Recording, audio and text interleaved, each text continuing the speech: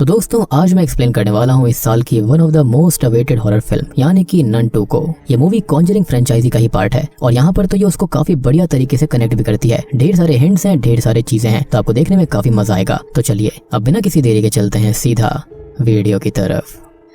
तो मूवी की शुरुआत होती है टैबस्कॉन 1956 फ्रांस में यानी कि 1952 के इवेंट्स के 4 साल बाद, जहां पर हम एक चर्च को देखते हैं जहां एक बच्चा जैक होता है जो कि रेगुलरली चर्च जाया करता था और फादर के कामों में हाथ बटाता। यहाँ पर ये फादर काफी जरूरी थे और किसी खास मकसद से यहाँ पर थे। खैर आज के मास के बाद वो अपना काम खत्म कर रहा होता है और यहाँ पर वाइन को नीचे रखने जा रहा होता है कि तभी उसे किसी की हलचल का एहसास होता है, जिसको वो चेक करता है तो उसे काफी भयानक आवाज सुनाई देती है। अब वो फादर को बुलाने जाता है और तभी फादर वहाँ पर आते हैं और जब वो दोनों चेक करते हैं तो वहाँ पर उन्हें होली वाटर बहुत ही तेजी से उबलता हुआ दिखाई देता है जो कि भाप बनकर उड़ जाता है और उसी के पीछे ही हम किसी शैडो को देख पाते हैं जहाँ पर बहुत ही खौफनाक मंजर हमको दिखता है और इसको हम अच्छे से जानते हैं। ये कोई और नहीं बल्कि नन यानी कि डीमन वैलक होता है और ये फादर को बड़ी बेरहमी से हवा में उड़ाता है और उनको जिंदा जलाकर खत्म कर देता है। और यहाँ पर आप सोच रहे होंगे कि रैंडमली वैलक ऐसे ही सबको मार रही है, लेकिन यहाँ पर ऐसा बिल्कुल नहीं था। वैलक का एक बहुत ही खतरनाक मकसद था। डीमन वैलक का यहाँ पर एक बहुत ही भयानक मकसद था इसके पीछे। खैर इसी के साथ में उस चर्च के टॉप फ्लोर पर हम नन को देखते हैं और नीचे एक व्यक्ति अपना बैग लेकर वहाँ से बाहर आता हुआ नजर आता है, यानी कि ये आदमी और वैलक यहाँ पर जुड़े हुए थे।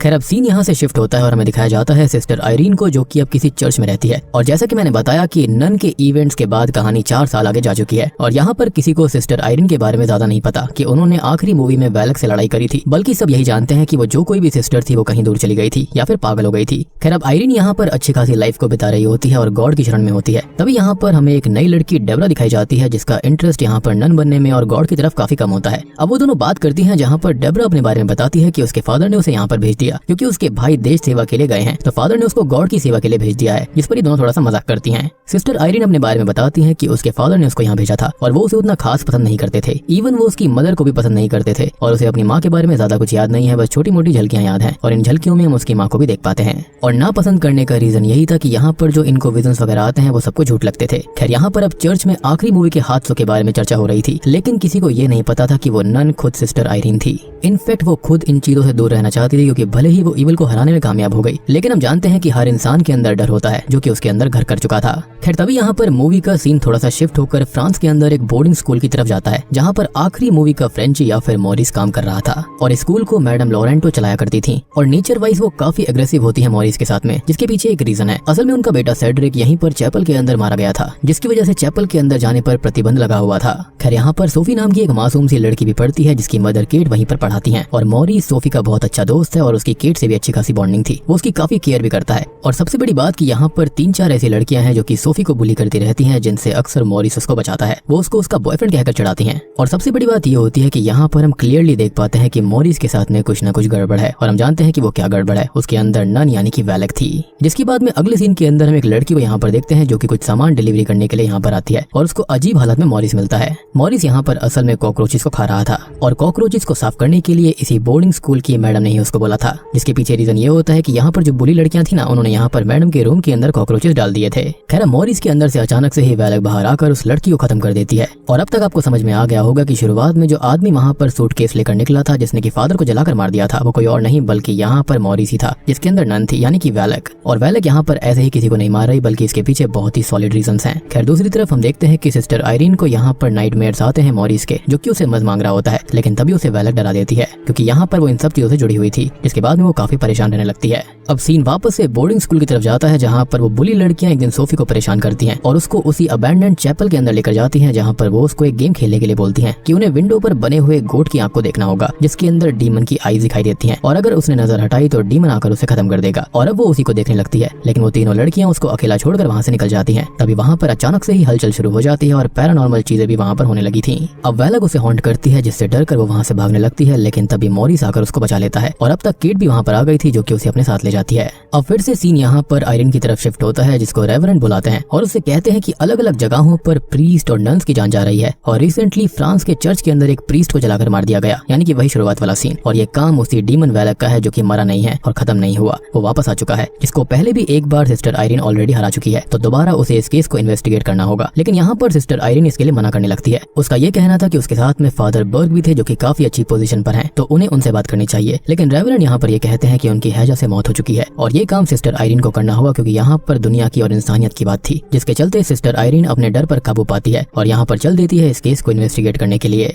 क्योंकि यहाँ पर रेवरेंड का ये मानना था कि ये मौतें ऐसे ही नहीं हो रही हैं, यहाँ पर जो सारी की सारी जड़ें हैं वो रोमानिया से जुड़ी हैं। लेकिन यहाँ पर वो वैलेक क्यों आ चुका है, तो इसका रीजन सिस्टर आयरीन ही पता लगा सकती है। खैर अब आयरीन फ्रांस के उसी चर्च के लिए निकल जाती है जहाँ पर फादर को जलाकर राख किया गया था और यहाँ पर उसका साथ देने के लिए सिस्टर डेब्रा चुपके से ट्रेन के अंदर चढ़कर उसके साथ निकल जाती है, जिस पर आयरीन उसको समझाती है कि ये ठीक नहीं होगा और पता चलने पर उसको निकाल दिया जाएगा। लेकिन डेब्रा उसे अपनी माँ की फोटो दिखाकर बोलती है कि वो भी जलकर ही मारी गई थी और वो उनको ही अपना गॉड मानती थी और तब से उसका फेथ टूट चुका है और उसे कोई भी मिरेकल नजर नहीं आया और वो नहीं मानती कि वाइन को छूकर प्रेयर्स करने से वो जीसस क्राइस्ट के खून में बदल सकता है। जिस पर आयरीन बोलती है कि वो अपने फेथ पर ध्यान दे और फेथ से बड़ी कोई भी चीज नहीं है और फेथ के चलते ही बड़े बड़े मिरेकल्स होते हैं जो कि उसने खुद देखे हैं और मेरे ख्याल से डेब्रा यहाँ पर उसी मिरेकल को देखने आई थी। खैर इसी बीच वो उसको अपनी मदर की भी कहानी सुनाती है कि उसने उससे झूठ कहा था। उसे अपनी माँ अच्छे से याद है जो कि गॉड में बहुत मानती थी और उनको गॉड की साइट मिली हुई थी, लेकिन उसके हस्बैंड उसको पागल समझते थे और फिर उसके पिता ने उसकी माँ को मेंटल हॉस्पिटल में भेज दिया था हमेशा के लिए, जिसके बाद से वो उनको नहीं देख पाई। खैर वो दोनों फ्रांस पहुंच जाते हैं और इन्वेस्टिगेशन शुरू होती है और आयरीन को यहाँ पर आते ही जैक के विजन्स आने लगते हैं, यानी कि चर्च के अंदर आते ही, और जैक ने यहाँ पर उसे एक क्रूसीफिक्स भी पकड़ाया था। खैर अब यहाँ पर वो थोड़ी बहुत छानबीन करती है और नन के विजन्स उसको बार बार हॉन्ट करते रहते हैं। अब तभी उसे खेलता हुआ जैक मिल जाता है, लेकिन वो उसे कुछ खास नहीं बताता।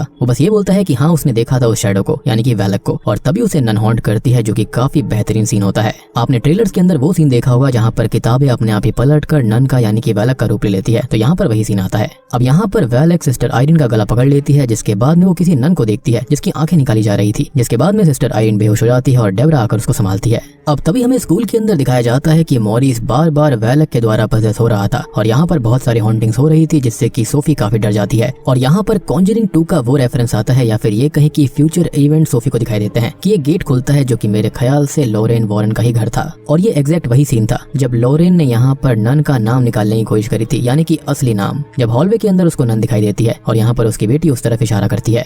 तभी सिस्टर आयरीन को हॉस्पिटल के अंदर होश आता है जहाँ पर वो समझ जाती है कि आखिरी टाइम मॉरिस ने उसका साथ दिया था, उसको बचाया था और तभी वैलेक ने उसको अपना शिकार बना लिया, उसको अपने वश में कर लिया और इस तरह से वो बच गई और अब सब जगह घूमकर वो लोगों की जान ले रही थी। और जैसे कि मैंने आपको पहले बताया था कि मूवी की शुरुआत में वो मॉरिस ही था जिसके अंदर नन समाई हुई थी, यानी कि वैलेक उससे ये सब कुछ करवा रहा था। अब डेब्रा उसको बताती है कि जैक उससे मिलने आया था और उसको एक होली क्रॉस देकर गया है, जी हाँ, जो कि यहाँ पर सिस्टर आयरीन ने अपने सपने में यानी कि अपने विजन में भी देखा था, जिस पर कोई सिंबल बना हुआ था और ये सिंबल सभी मरने वाले लोगों के क्रूसीफिक्स के ऊपर भी था, यानी कि ये बहुत ही खास है। और अब इस सिंबल के बारे में पता लगाने के लिए वो दोनों ही कैथोलिक आर्काइव में जाते हैं, जहाँ पर उनको पता चलता है कि ये सिंबल एक खानदानी सिंबल है जो कि सेंट लूसी के खानदान से है और उसने अपने विजन्स के अंदर सेंट लूसी की आंखें निकलते हुए ही देखी थी, जो कि एक बहुत ही पावरफुल रेलिक है या फिर ये कहीं एक प्राचीन चीज है और फिलहाल उनको छुपाया गया है। और तभी सिस्टर आयरीन कहती है कि ये सभी लोग सेंट लूसी के वंशज हैं और जैसा कि मैंने कहा था कि वैलेक का एक खास मकसद था इन सभी को मारने के पीछे, तो वैलेक यहाँ पर उन्हीं आंखों को चाहता है जिसके चक्कर में यहाँ पर उसने सभी खानदान वालों को खत्म कर दिया है।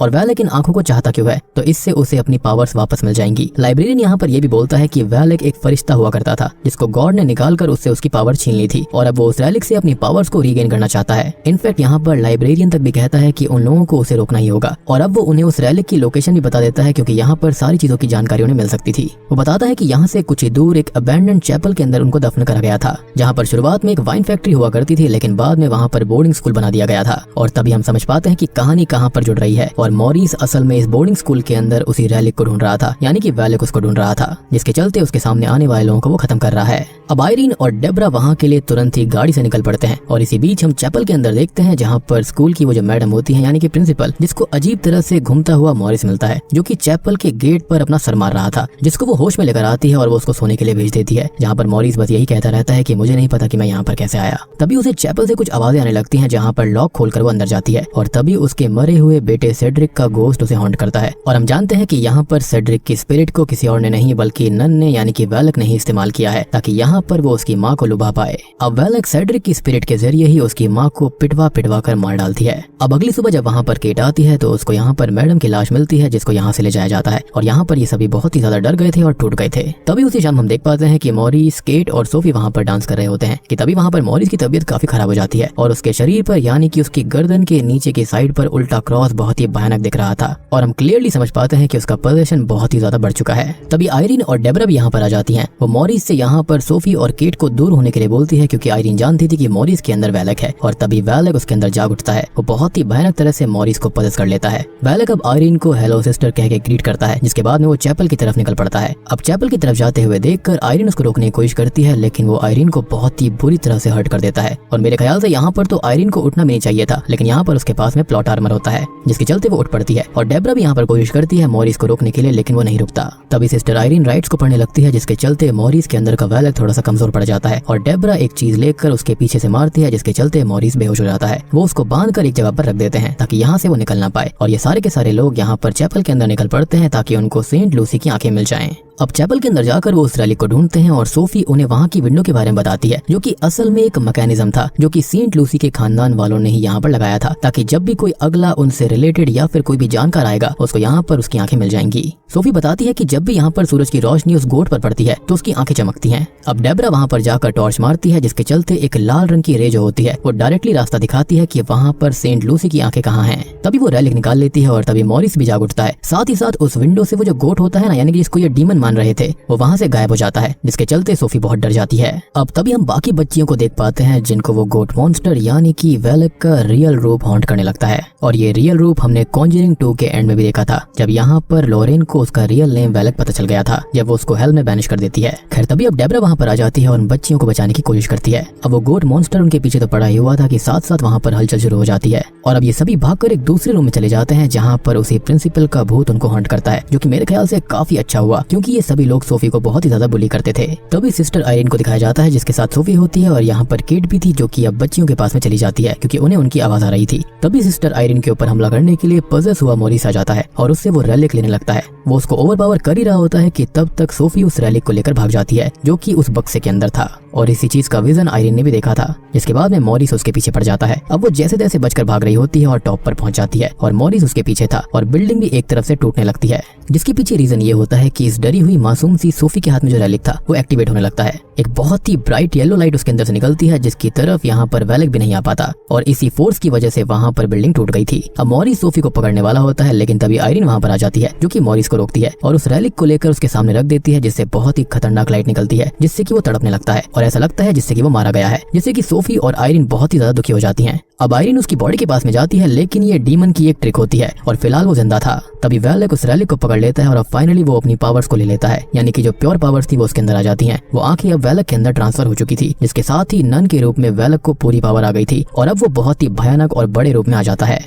साथ ही साथ हम ये देख पाते हैं कि केट के साथ में जो बच्चियां होती हैं, स्पेशली एक बच्ची जो कि सोफी को बुली किया करती थी, उसके अंदर वो मॉन्स्टर अपना नाखून गड़ा देता है जो कि मेरे ख्याल से बहुत ही सेटिस्फाइंग चीज थी क्योंकि उस बच्ची ने यहाँ पर सोफी को मरवाने की कोशिश करी थी और कहते हैं ना अपने कर्मों की सजा तो इसी धरती पर भुगतनी पड़ती है। खैर वैलक इतना शक्तिशाली हो चुका था कि यहाँ पर वो आयरीन को उठाकर जलाने लगता है जैसे कि उसने उस फादर को जलाया था, लेकिन इतने में ही उसे अपनी मदर की याद आती है। साथ ही साथ हम एक और झलक देख पाते हैं यहाँ पर लॉरेन वॉरेन की, यानी कि देख रहे हो कि यहाँ पर सारे के सारे फ्यूचर इवेंट्स दिख रहे हैं और कैसे चीजें कनेक्ट हो रही हैं। जिसके बाद सिस्टर आयरीन की, उसकी माँ की और लॉरेन वॉरेन की आंखें चमकती हैं, जिसका सिंपल सा मतलब ये था कि ये सारी की सारी वंशज हैं सेंट लूसी की। जी हाँ, और इसी तरह से यहाँ पर लॉरेन वॉरेन और आयरीन कनेक्टेड हैं। तो फिलहाल आयरीन को किसी भी रैलिक की जरूरत नहीं थी क्योंकि उसकी आंखें ही यहाँ पर काफी हैं। उसके खुद के अंदर शक्तियां हैं जिसके चलते वो आग को बुझा देती है और नन को भी हराने लगती है। मतलब कि सेंट लूसी के वंशज होने से आपके पास वो पावर्स हैं जिससे कि आप ईविल को हरा सकते हो, बस आपके अंदर फेथ होना चाहिए। अब वैलक ये देखकर बहुत ही बुरी तरह से चिढ़ जाता है, जिसके बाद वो उसे मारने के लिए उस पर अटैक करने लगता है और सोफी को भी फंसाने लगता है, जिसके साथ ही अब वो प्रेयर्स के लिए तैयार होती है और डेब्रा जिसके अंदर फेथ नहीं था वो उसको भी यहाँ पर प्रेयर्स करने के लिए कहती है। जिसके बाद में यहाँ पर मिरेकल्स पर उसे भरोसा हो जाता है क्योंकि उसने शुरुआत में आयरीन को जलते हुए देखा, लेकिन जब आयरीन की आग अपने आप बुझ गई और उसे कुछ नहीं हुआ तो उसे यकीन हो गया था कि मिरेकल्स होते हैं। और अब वो दोनों ही नोटिस करती है कि यहाँ पर वाइन्स हैं क्योंकि पहले ये जगह एक वाइन फैक्ट्री हुआ करती थी और चर्च में वाइन पर प्रे करने से वो जीसस का खून बन जाता है, लेकिन उस पर आपको यकीन होना चाहिए। वो दोनों प्रे करने लगती हैं जिससे कि वो वाइन होली ब्लड बनकर फिर से फटता है जैसा कि नन 1 के एंड में हुआ था। बस फर्क इतना था कि वहाँ पर रियल जीसस क्राइस्ट का ब्लड होता है, लेकिन यहाँ पर ऑब्वियस ही बात है कि फेथ को बहुत ही ज्यादा महत्व दिया गया है। अब ये वाइन जो कि पवित्र खून में परिवर्तित हो चुकी थी वो वैलक को जलाकर खत्म कर देती है, लेकिन हम जानते हैं कि ईविल ऐसे खत्म नहीं होता और वैलक भी यहाँ पर बस फिलहाल के लिए चला गया था, जिसका रीजन बहुत ही सॉलिड है। अब मूवी के एंडिंग सीन में हम देखते हैं जहाँ पर ऑलमोस्ट सब कुछ ठीक हो चुका था, लेकिन हम जानते हैं कि मॉरिस को इविल ने नहीं छोड़ा है, क्योंकि आगे चलकर 1970s में एड और लॉरेन वॉरेन उसका एग्जॉर्सिज्म करते हैं। और सबसे बड़ी बात कि हम मॉरिस के एक्सप्रेशन से भी समझ पाते हैं और आयरन के एक्सप्रेशन से समझ पाते हैं कि वो पक्का ठीक नहीं हुआ था, खाली फिलहाल के लिए नन को यहाँ पर सप्रेस कर दिया गया, या फिर ये भी हो सकता है वो किसी और के अंदर चली गई होगी। बट आई पर्सनली बिलीव कि यहाँ पर सिर्फ मॉरिस ही है जिसके अंदर नन रह सकती है, या फिर वेलेक, और उसका असली मकसद कुछ और नहीं बल्कि यही था कि उसको वो रेलिक चाहिए था। खैर इसके बाद में हमें एक पोस्ट क्रेडिट सीन भी दिखाया जाता है जहाँ हम एड और लॉरेन वॉरेन को देखते हैं, जहाँ पर उन्हें चर्च से कॉल आता है, यानी कि एक और नया केस उनके पास में आ चुका था, जो कि मेरे ख्याल से यहाँ पर मॉरिस का ही होगा। तभी तो यहाँ पर सारी की सारी चीजें जुड़ेंगी और उनको एक नया एग्जॉर्सिज्म करना पड़ेगा। और बूम, इसी के साथ में ये मूवी यहीं पर खत्म हो जाती है। तो दोस्तों ये थी नन 2 फिल्म की कहानी। उम्मीद करता